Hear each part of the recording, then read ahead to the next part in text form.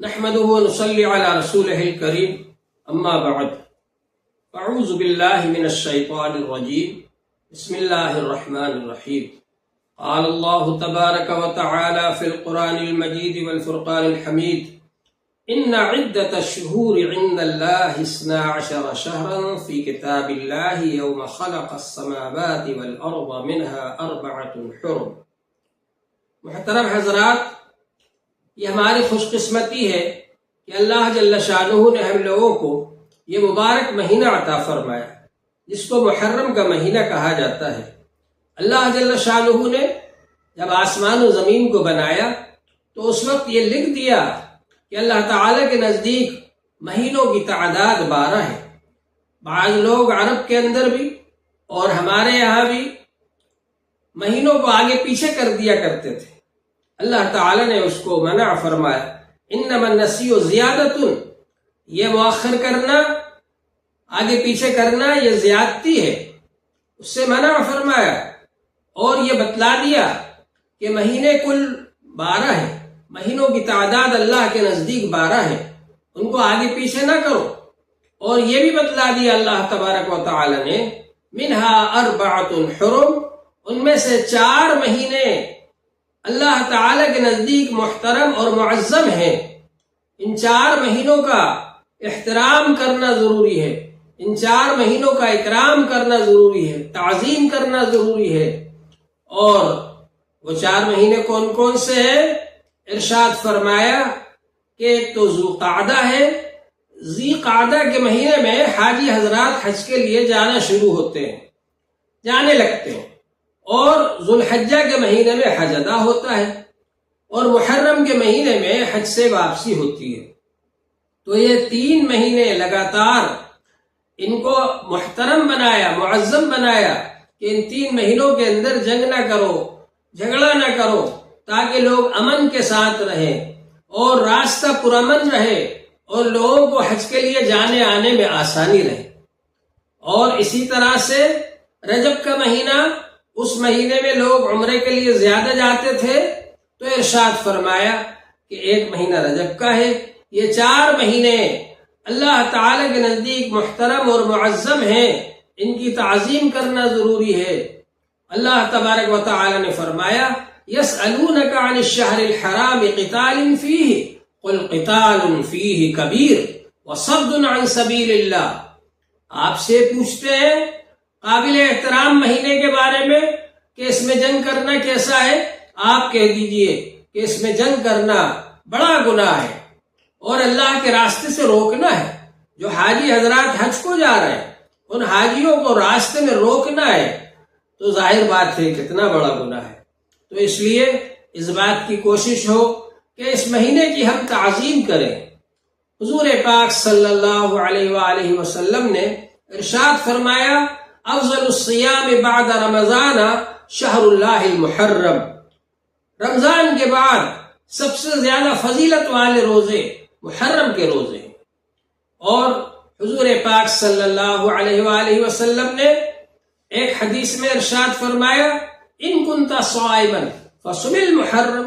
اگر تمہیں روزے رکھنا ہو تو محرم میں روزے رکھو، فإنہ شہر اللہ، کیونکہ وہ اللہ کا مہینہ ہے،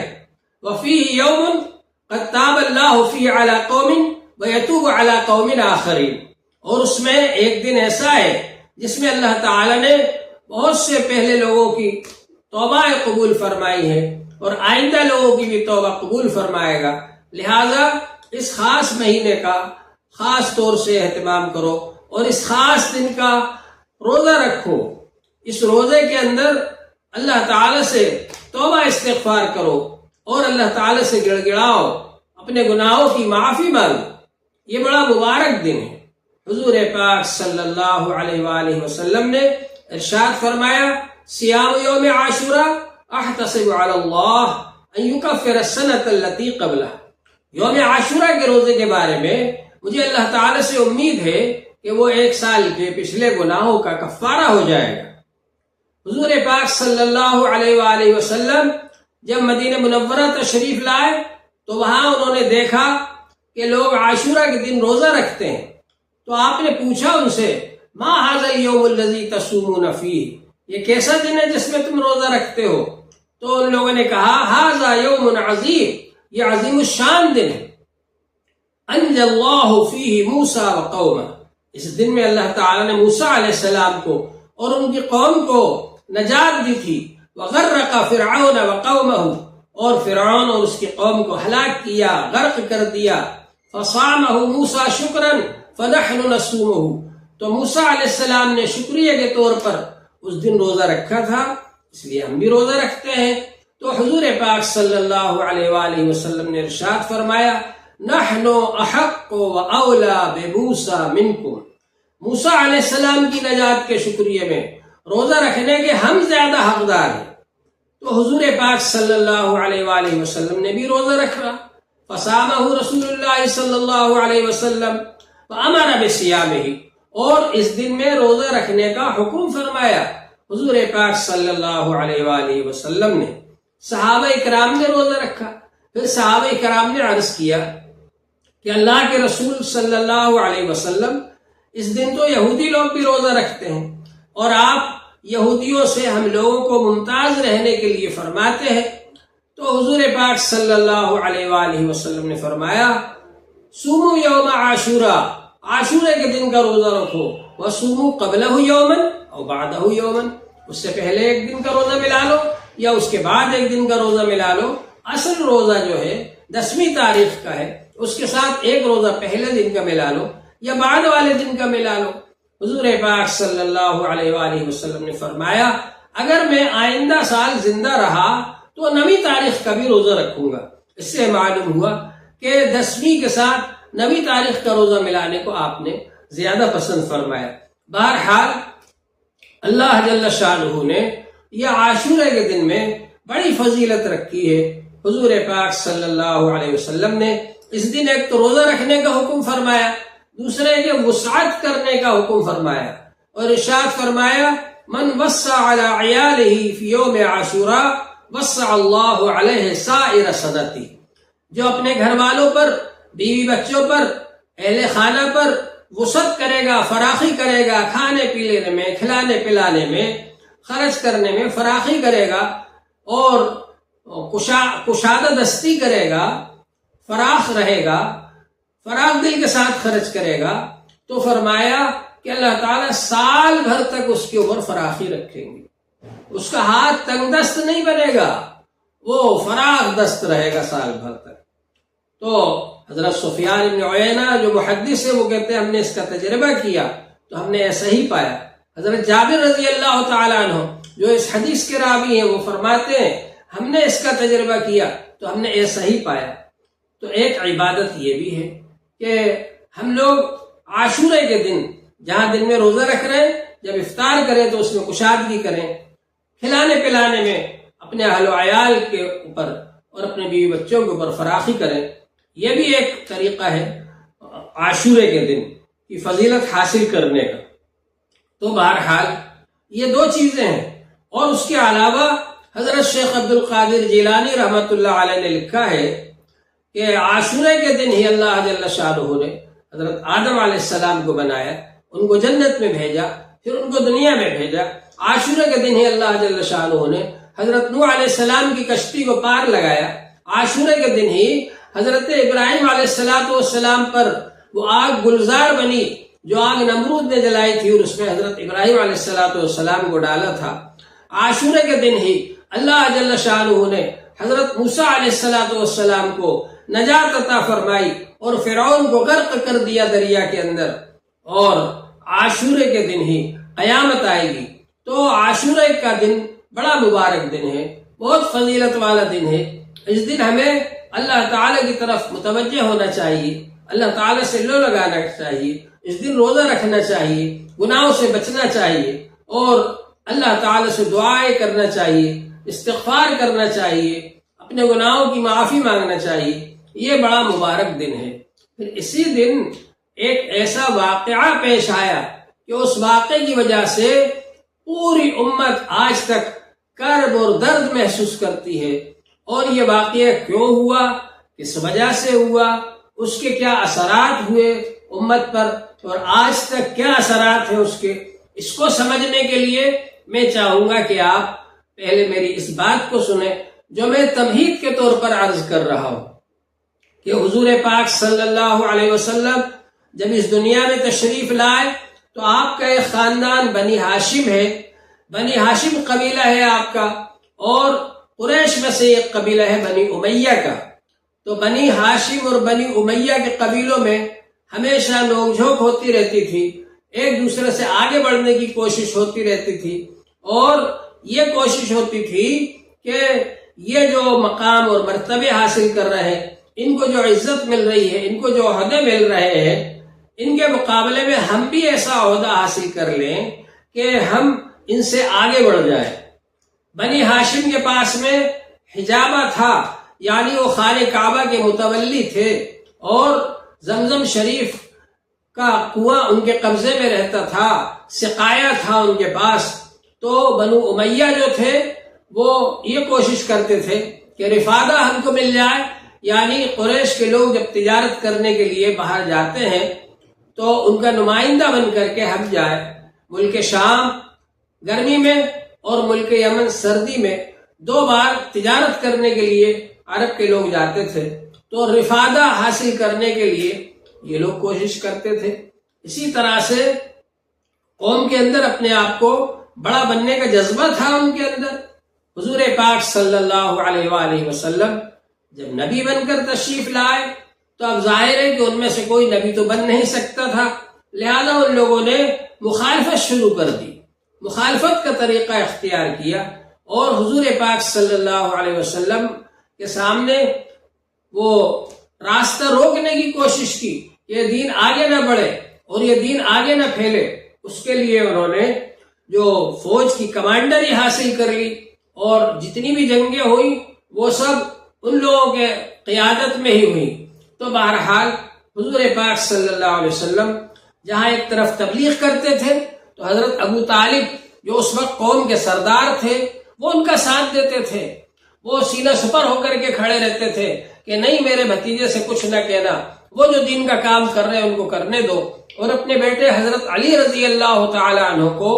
حضرت نبی پاک صلی اللہ علیہ وسلم کے سپرد کر دیا تھا، اور وہ ان کے پاس رہا کرتے تھے۔ ایک طرف دین پھیلانے میں حضرت خدیجہ رضی اللہ تعالی عنہ نے حضور پاک صلی اللہ علیہ وسلم کو گھر میں تسلی دی، گھر کے اندر راحت اور سکون دیا اور چین عطا فرمایا، اور ہر وقت وہ حضور صلی اللہ علیہ وسلم کے غموں کو دور کرتی رہیں، اور جو بھی کوئی باہر سے آپ کو پریشان کرتے اور آپ گھر میں آتے تو وہ آپ کو تسلی دیا کرتی تھیں۔ تو گھر سے بے فکر کر دیا اور گھر کو سکون کا ذریعہ بنا دیا حضرت خدیجہ رضی اللہ تعالی عنہ نے۔ اور باہر میدان میں جہاں پر آپ کام کر رہے تھے تبلیغ کا اور دین کا، تو وہاں پر حضرت ابو طالب جو آپ کے چچا محترم ہیں اور علی رضی اللہ تعالی عنہ کے والد صاحب ہیں، وہ آپ کی حمایت کرتے تھے، مدد کرتے تھے، نصرت کرتے تھے، اور یہ لوگوں کو سمجھاتے تھے کہ تم ان کو نقصان نہ پہنچاؤ، ان کو دین کا کام کرنے سے نہ روکو۔ اور حضور پاک صلی اللہ علیہ وسلم ان دونوں کی مدد سے اور ان دونوں کے تعاون سے دین کا کام کرتے تھے۔ تو اس طرح سے یہ دین پھیلتا رہا، اور حضور پاک صلی اللہ علیہ وسلم پر سب سے پہلے ایمان لانے والوں میں حضرت ابوبکر رضی اللہ تعالی عنہ ہیں مردوں میں، اور بچوں میں حضرت علی رضی اللہ تعالی عنہ ہیں جو 9 سال کی عمر میں مسلمان ہو گئے، اور حضور پاک صلی اللہ علیہ وآلہ وسلم کے ساتھ انہوں نے بچپن سے ہی نمازیں پڑھی، حضور پاک صلی اللہ علیہ وآلہ وسلم کی آغوش تربیت میں رہے، حضور پاک صلی اللہ علیہ وآلہ وسلم سے علم حاصل کیا، حضور پاک صلی اللہ علیہ وآلہ وسلم سے اخلاق حاصل کیے، تربیت حاصل کی، حضور پاک صلی اللہ علیہ وسلم سے روحانی تعلیم حاصل کی اور ظاہری تعلیم حاصل کی، قرآن پاک پڑھا اور حدیثیں انہوں نے محفوظ کی۔ تو بہرحال حضرت علی رضی اللہ تعالی عنہ کا بہت اونچا مقام ہے، بہت بڑا مقام ہے۔ حضرت ابوبکر رضی اللہ تعالی عنہ مردوں میں پہلے مومن ہیں، اور انہوں نے پھر حضور صلی اللہ علیہ وسلم کا دست راست بن کر تبلیغ شروع کی اور کام شروع کیا آپ کے ساتھ اور آپ کا تعاون کرنا شروع کیا، تو اس طرح سے یہ دین آگے بڑھا۔ اسی طرح سے کچھ دنوں کے بعد حضرت عمر رضی اللہ تعالیٰ عنہ بھی مسلمان ہو گئے، اور حضرت عمر رضی اللہ تعالیٰ عنہ نے بھی حضور پاک صلی اللہ علیہ وسلم کا ساتھ دیا۔ حضرت حمزہ رضی اللہ تعالیٰ عنہ ان سے پہلے مسلمان ہو چکے تھے، انہوں نے حضور پاک صلی اللہ علیہ وآلہ وسلم کا ساتھ دیا۔ حضرت عباس رضی اللہ تعالیٰ عنہ نے ساتھ دیا۔ تو یہ سب حضرات حضور صلی اللہ علیہ وسلم کا ساتھ دیتے تھے، لیکن اور دوسرے لوگ جو کہ اپنے آپ کو قوم کا بڑا سمجھتے تھے اور اپنے آپ کو یہ سمجھتے تھے کہ ہم نیتا ہیں، ہم عہدے والے ہیں، ہم مرتبے والے ہیں، ہم بڑے ہیں، لہذا ان لوگوں نے حضور صلی اللہ علیہ وسلم کا راستہ روکنے کی کوشش کی۔ اس وقت بھی جب ان لوگوں نے حضرت ابو طالب کے سامنے کہا کہ ہم آپ کے بیٹے سے کچھ بات کرنا چاہتے ہیں، اور ابو طالب نے بات کروائی حضور پاک صلی اللہ علیہ وآلہ وسلم سے، تو اس موقع پر عرب کے لوگوں نے کہا کہ اگر آپ بادشاہ بننا چاہتے ہو تو ہم سب آپ کے سامنے گردنیں جھکا دیتے ہیں اور ہم آپ کو بڑا مان لیتے ہیں، بادشاہ مان لیتے ہیں، اور اگر آپ کو حسینہ کی تلاش ہے ہم عرب کی حسین سے حسین عورت آپ کو لا کر پیش کیے دیتے ہیں، اور اگر آپ کو مال کی ضرورت ہے تو ہم سارے خزانے لا کر آپ کے قدموں میں ڈھیر لگا دیتے ہیں، لیکن یہ دین کو پھیلانا آپ چھوڑ دو۔ تو حضور پاک صلی اللہ علیہ وآلہ وسلم نے ارشاد فرمایا کہ اگر تم میرے سیدھے ہاتھ پر سورج اور بائیں ہاتھ پر چاند لا کر کے رکھ دو اور یہ کہو کہ میں اس کام کو چھوڑ دوں جس کام کے لیے اللہ جل شانہ نے مجھے مقرر فرمایا ہے، تو یہ ہرگز نہیں ہو سکتا۔ اس سے معلوم ہوا کہ انبیاء علیہ السلام کے آنے کا اصل مقصد یہ ہے کہ لوگوں کو ہدایت حاصل ہو جائے، لوگوں کے اخلاق سدھر جائیں، لوگوں کے اعمال سدھر جائیں، لوگوں کا ایمان و یقین درست ہو جائے، لوگوں کے اندر اچھے جذبے پیدا ہو جائے، اچھے اخلاق پیدا ہو جائیں، اس لیے آپ تشریف لائے۔ لہذا آپ نے اس حکومت کو پسند نہیں فرمایا اور ان کی حکومت کی پیشکش کو آپ نے ٹھکرا دیا اور رد فرما دیا، اور آپ دین کا کام کرتے رہے۔ حالانکہ مکے والوں نے آپ کو بہت زیادہ ستایا، تکلیفیں پہنچائی، راستے میں رکاوٹیں کھڑی کر دی، روزانہ صحابہ کرام کو مارتے تھے، پریشان کرتے تھے۔ جو لوگ آپ پر ایمان لاتے تھے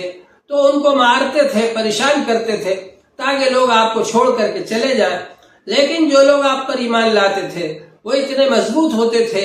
کہ چاہے ان کو مارا جائے، پیٹا جائے، تکلیفیں پہنچائی جائیں، اذیت رسانی کی جائے، وہ سب کچھ برداشت کرتے تھے، بھوک اور پیاس کو برداشت کرتے تھے، لیکن وہ حضور صلی اللہ علیہ وآلہ وسلم کو چھوڑ کر نہیں جاتے تھے۔ 3 سال تک شعب ابی طالب میں قید رہے، لوگوں نے بائیکاٹ کر دیا، کھانے پینے کی کوئی چیز نہیں پہنچتی تھی، اس وقت بھی ان سب نے برداشت کیا، لیکن حضور صلی اللہ علیہ وسلم کے لائے ہوئے دین کو نہیں چھوڑا۔ تو بہرحال حضور پاک صلی اللہ علیہ وسلم نے اس طرح سے 13 سال گزارے مکہ شریف کے اندر، اور آپ پر ایمان لانے والوں کی تعداد بڑھتی رہی، کیونکہ اسلام میں ایک کشش ہے، اسلام کی حقانیت ہے، اس حقانیت کی وجہ سے اور لوگوں کے دلوں کے اندر جو اس کی محبت پیدا ہوتی ہے اور جاذبیت ہے اسلام کے اندر، لوگوں کے دلوں کو کھینچتا ہے اپنی طرف، تو اللہ تبارک و تعالی نے اس دین کو پھیلایا۔ حضور صلی اللہ علیہ وسلم اس دین کو پھیلاتے رہے، تو اس موقع پر ان لوگوں نے سوچا کہ ان کو یہاں سے نکال دیا جائے مکہ شریف سے۔ پہلے تو انہوں نے یہ چاہا کہ آپ کو قتل کر دیں، نعوذ باللہ، اور یہ اعلان کیا کہ جو شخص حضور پاک صلی اللہ علیہ وسلم کا سر قلم کر کے لائے گا ہم اس کو 100 اونٹ انعام میں دیں گے۔ جب یہ اعلان ہو گیا تو حضور صلی اللہ علیہ وسلم نے یہ فیصلہ فرمایا کہ اب ہم کو یہاں سے جانا ہے، نکلنا ہے، اور اللہ تعالی نے آپ کو اجازت دے دی وہاں سے ہجرت کرنے کی۔ چنانچہ حضور پاک صلی اللہ علیہ وآلہ وسلم وہاں سے ہجرت کر کے مدینہ منورہ تشریف لائے، اور مدینہ منورہ میں آپ نے قیام فرمایا، مدینے والوں نے آپ کا ساتھ دیا، آپ کی مدد فرمائی، اسلام کو قبول کیا، ایمان کو اپنے سینے سے لگایا، قرآن پاک کو اپنے سینے سے لگایا، قرآن پاک کی تعلیم حاصل کی اور دین کو پھیلایا۔ تو تو اس طرح سے یہ دین چاروں طرف پھیل گیا، اور اس وقت بھی مکے والوں نے آ کر کے وہاں بھی چین سے نہیں بیٹھنے دیا، مدینہ شریف پر آ کر کے حملہ کیا۔ حضور پاک صلی اللہ علیہ وآلہ وسلم نے مدینہ شریف سے باہر نکل کر مقابلہ کیا مکے والوں کا، اور جنگ بدر واقع ہوئی، جس میں 70 بڑے بڑے سورما کو مار ڈالا گیا، اور وہ لوگ جو لوگ کے اسلام کو مٹانا چاہتے تھے اللہ تعالی نے ان کو مٹا دیا، اور ان کی کمر ٹوٹ گئی۔ وہ سمجھ گئے اس بات کو کہ ان سے مقابلہ کرنا کوئی آسان کام نہیں۔ جنگ بدر کا بدلہ لینے کے لیے پھر یہ لوگ جمع ہوئے، اور جمع ہو کر کے پھر مقابلے پر آئے، جس کو جنگ احد کہا جاتا ہے۔ حضور پاک صلی اللہ علیہ وآلہ وسلم نے جنگ احد میں بھی ان کا مقابلہ کیا۔ جانثار صحابہ کرام آپ کے ساتھ تھے۔ اس موقع پر اگرچہ ایک لغزش کی وجہ سے تھوڑا سا پانسا پلٹا، لیکن اللہ جل شانہ نے مدد فرمائی۔ حضور پاک صلی اللہ علیہ وسلم کے پاس صحابہ کرام پھر جمع ہوئے، اور پھر حملہ کیا ایک بار کی، تو اللہ جل شانہ نے فتح عطا فرما دی۔ جنگ احد کے اندر صحابہ کرام میں سے بڑے بڑے صحابہ کرام 70 صحابہ کرام شہید ہو گئے، اور اللہ جل شانہ نے آخر میں مدد فرمائی اور فتح حاصل ہوئی۔ اس کے کچھ دنوں کے بعد پھر یہ لوگ جمع ہوئے اور قبیلوں کو جمع کیا، اور سب نے مل کر کے پارٹیوں کو یکجا کر کے پھر حملہ کیا، تو اللہ جل شانہ نے اس وقت بھی مدد فرمائی حضور پاک صلی اللہ علیہ وآلہ وسلم کی، اور جنگ خندق کے اندر بھی اللہ تبارک و تعالی نے فتح عطا فرمائی۔ اس کے کچھ دنوں کے بعد پھر حضور صلی اللہ علیہ وآلہ وسلم عمرہ کرنے کے لیے تشریف لے جا رہے تھے۔ کافروں نے راستہ روک لیا اور کہا کہ ہم مکے میں داخل نہیں ہونے دیں گے، ہم سے صلح کرنا پڑے گی۔ حضور صلی اللہ علیہ وآلہ وسلم نے صلح کر لی۔ اس وقت اچھی خاصی تعداد میں صحابہ اکرام آپ کے ساتھ موجود تھے، لیکن کافروں نے سب یک طرفہ شرطیں رکھیں، جارحانہ انداز میں صلح کی۔ حضور صلی اللہ علیہ وآلہ وسلم نے ان کی ان شرائط کو، جو کہ بے تکے انداز کی شرائط تھیں، آپ نے مان لیا، تسلیم کر لیا اور صلح کر لی ان سے۔ حالانکہ صحابہ اکرام کے دل میں غصہ تھا، صحابہ اکرام کے دل میں غم تھا کہ ہم کو راستہ روک کر کے ان لوگوں نے عمرہ نہیں کرنے دیا، عمرے سے روک دیا ہم کو۔ لیکن حضور صلی اللہ علیہ وسلم نے ارشاد فرمایا کہ یہیں پر احرام کھول دو، اور ان سے صلح کر لیا آپ نے۔ حضرت عمر رضی اللہ عنہ جیسے بہادر آدمی کہہ رہے تھے کہ اللہ کے رسول کیا ہم حق پر نہیں ہیں؟ حضور صلی اللہ علیہ وآلہ وسلم نے فرمایا بے شک ہم حق پر ہیں، لیکن اس وقت جو میں کر رہا ہوں وہ صحیح ہے۔ بہرحال وہ جو دب کر صلح کی گئی تھی، ظاہری اعتبار سے ایسا نظر آ رہا تھا کہ دب کر صلح کی گئی ہے، لیکن اللہ جل شانہ نے اسی صلح کے بارے میں فرمایا انا فتحنا لک فتحا مبینا، ہم نے آپ کو فتح مبین عطا فرمائی۔ جب نہ جنگ معاہدہ ہو گیا کہ 10 سال تک کوئی جنگ نہیں کریں گے، امن ہو گیا، راستوں کے اندر امن ہو گیا، راستے کھل گئے، چاروں طرف سے وفود آنا شروع ہو گئے، لوگوں نے آ کر اسلام قبول کیا، اور کچھ ہی دنوں کے اندر اللہ کے فضل و کرم سے ایمان والوں کی تعداد اتنی بڑھ گئی کہ اب وہ مکہ مکرمہ فتح کرنے کے لیے جا رہے ہیں، اور ہزاروں کی تعداد میں صحابہ کرام مکہ فتح کرنے کے لیے جا رہے ہیں۔ ان کو مکے والے اب روک نہیں سکتے۔ اللہ جل شانہ نے مکہ مکرمہ فتح کرا دیا۔ اس موقع پر ایک صحابی کی زبان پر آ گیا الیوم یوم الملحمہ، آج خون کا بدلہ خون سے لیا جائے گا۔ لیکن حضور صلی اللہ علیہ وآلہ وسلم نے ارشاد فرمایا جھنڈا ان کے ہاتھ سے لے کر ان کے بیٹے کے ہاتھ میں دے دیا جائے، اور یہ فرمایا کہ یہ اعلان کرو الیوم یوم المرحمہ، آج تو رحم و کرم کا دن ہے۔ آج سے پہلے اگر حضور صلی اللہ علیہ وآلہ وسلم نے معاف کیا اور رحم و کرم کیا تو لوگ یہ کہہ سکتے تھے کہ مجبور تھے، بے بس تھے، بے کس تھے، ان کا ساتھ دینے والا کوئی نہیں تھا، بے سہارا تھے، معاف نہیں کرتے تو کیا کرتے۔ لیکن آج جبکہ اتنی بڑی فوج حضور صلی اللہ علیہ وآلہ وسلم کے ساتھ ہے، ہتھیار ہے، سامان ہے، لیکن اس کے باوجود آج ظاہر ہوگا کہ حضور صلی اللہ علیہ وسلم کیسے رحمت للعالمین بن کر کے تشریف لائے ہیں۔ چنانچہ مکے کے وہ لوگ جنہوں نے زندگی بھر ستایا اور پریشان کیا اور حضور صلی اللہ علیہ وآلہ وسلم کو اور صحابہ اکرام کو نکلنے پر مجبور کر دیا تھا، وہ لوگ جمع ہوئے، حرم شریف کے اندر کھڑے ہیں اور حضور صلی اللہ علیہ وسلم سے رحم کی بھیک مانگ رہے ہیں اور یہ دیکھ رہے ہیں کہ آج کہیں آپ انتقام نہ لیں، آج اگر آپ نے ایک اشارہ کر دیا تو ہمارا کیا حال بنے گا۔ حضور پاک صلی اللہ علیہ وآلہ وسلم ان سے پوچھتے ہیں میرے بارے میں تمہارا کیا خیال ہے، تو وہ کہتے ہیں اخن کریم وابن اخن کریم، آپ کرم کرنے والے ہیں اور کرم کرنے والے کے بیٹے ہیں۔ حضور پاک صلی اللہ علیہ وآلہ وسلم نے ارشاد فرمایا اذهبوا فانتم الطلقاء، جاؤ تم سب آزاد ہو۔ تو فتح مکہ پر جو شان و شوکت دیکھ کر، طاقت دیکھ کر کے جو لوگ مسلمان ہوئے ان کو طلقاء کہا جاتا ہے۔ ان کو حضور صلی اللہ علیہ وسلم نے آزاد کر دیا، ان سے کوئی بدلہ نہیں لیا، ان کو پریشان نہیں کیا، بلکہ ان کو آزاد کر دیا اور ان کو کوئی سزا نہیں دی۔ یہ طلقاء ہے جو اس وقت اس موقع پر ایمان لائے۔ اللہ جل شانہ نے قرآن پاک کے اندر السابقون الاولون من المہاجرین والانصار،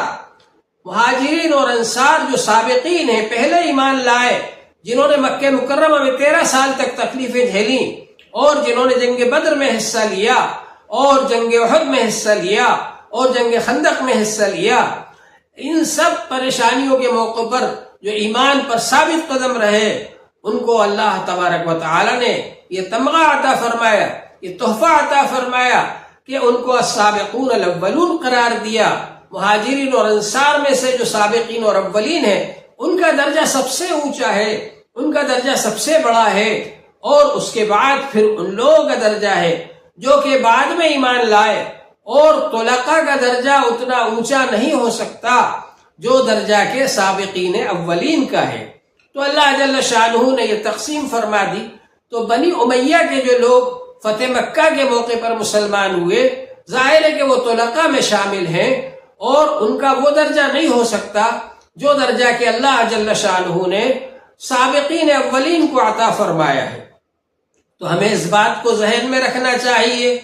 کہ حضور پاک صلی اللہ علیہ وآلہ وسلم کے زمانے میں یہ سب حالات پیش آئے اور ان جنگوں کے اندر ابو سفیان ہی کمانڈر رہے اور بنی امیہ کے لوگ ہی کمانڈر رہے، لیکن بعد میں فتح مکہ کے موقع پر ابو سفیان نے بھی اسلام قبول کر لیا اور وہ بھی رضی اللہ عنہ بن گئے، اور ان کے بیٹے معاویہ رضی اللہ عنہ بھی صحابی بن گئے۔ تو یہ سب حضرات حضور صلی اللہ علیہ وسلم کے دامن میں پناہ لینے کے لیے آ گئے، اور حضور صلی اللہ علیہ وسلم نے اپنا رحم و کرم کرتے ہوئے ان حضرات کو بھی، جو کہ ان سب جنگوں کے اندر کمانڈری کا رول ادا کر چکے تھے اور کفار مکہ کو لالا کر کے جنگیں کراتے تھے، ان سب سے مقابلہ بھی کیا آپ نے، لیکن ان سب کو آپ نے اسلام میں داخل فرما لیا اور ان کا اسلام آپ نے قبول فرما لیا۔ حتیٰ کہ وحشی، جس نے کہ حضرت حمزہ رضی اللہ تعالیٰ عنہ کو شہید کیا تھا، اس کا بھی آپ نے اسلام قبول فرما لیا۔ وحشی نے آ کر جب اسلام قبول کیا تو آپ نے ان کا بھی اسلام قبول فرما لیا، لیکن یہ کہا کہ وحشی میرے سامنے نہ آیا کرو، تمہیں دیکھ کر شہید چچا کی یاد تازہ ہو جاتی ہے۔ تو وحشی کو مجلس میں آنے کی اجازت نہیں تھی، اگرچہ ان کا اسلام آپ نے قبول فرما لیا۔ تو ظاہر ہے یہ طلقاء اس درجے کے نہیں ہو سکتے، اس معیار کے نہیں ہو سکتے جو معیار اللہ تعالیٰ نے، جو درجہ اور مرتبہ اللہ تعالیٰ نے سابقون اولون کو عطا فرمایا ہے۔ تو اب ہم کو آگے جو بات کرنا ہے وہ انشاءاللہ تعالی ہم آگے بات کریں گے، اور خلفائے راشدین کے بارے میں ہم بات کریں گے، اور خلفائے راشدین کے بعد میں پھر ہم آگے بات کریں گے کہ خلافت راشدہ کب ختم ہوئی، اور خلافت راشدہ کے بعد جو حکومت آئی وہ کس طرح سے چلی، اور پھر ان حضرات نے کس طرح سے حکومت کو چلایا، اور آخر میں پھر ہم حضرت امام حسین رضی اللہ تعالیٰ عنہ کے بارے میں آپ حضرات کے سامنے بیان کریں گے کہ امام حسین رضی اللہ تعالیٰ عنہ نے یزید کے خلاف میدان میں آ کر کے کیوں مقابلہ کیا اور شہادت کیوں پیش فرمائی، اتنی بڑی قربانی اپنی اور اپنے خاندان کی کیوں پیش فرمائی، کیا مقصد تھا ان کا، اس کو ہم انشاءاللہ آگے بیان کریں گے۔ اللہ جل شانہ ہم سب کو ایمان پر استقامت عطا فرمائے اور دین کو پھیلانے کی توفیق عطا فرمائے اور دین کو اصل شکل میں باقی رکھنے کی توفیق عطا فرمائے۔ یہ دین اللہ جل شانہ نے بھیجا ہے، حضور پاک صلی اللہ علیہ وآلہ وسلم نے لا کر ہم کو دیا ہے، اور حضور پاک صلی اللہ علیہ وسلم ہم کو یہ امانت دے کر کے گئے ہیں۔ اس امانت کو اصل شکل میں باقی رکھنا اور اگلی نسل تک پہنچانا اور امت تک پہنچانا یہ ہمارا فرض ہے، ہماری ذمہ داری ہے۔ حضرت ابوبکر رضی اللہ تعالیٰ عنہ نے ایک موقع پر فرمایا تھا، اَيُنْقَصُ الدِّينُ وَأَنَا حَيٌّ، کیا یہ ہو سکتا ہے کہ میرے زندہ رہتے ہوئے دین میں کمی آ جائے؟ یہ جذبہ ہم میں سے ہر ایک کے اندر ہونا چاہیے کہ ہم دین کو اصل شکل میں باقی رکھیں اور اس کو اگلی نسلوں تک پہنچائیں اور حضرت امام حسین رضی اللہ عنہ کی قربانی کا مقصد سمجھیں۔ اللہ جل شانہ ہم سب کو عمل کرنے کی توفیق عطا فرمائے۔ وآخر دعوانا الحمد للہ رب العالمین۔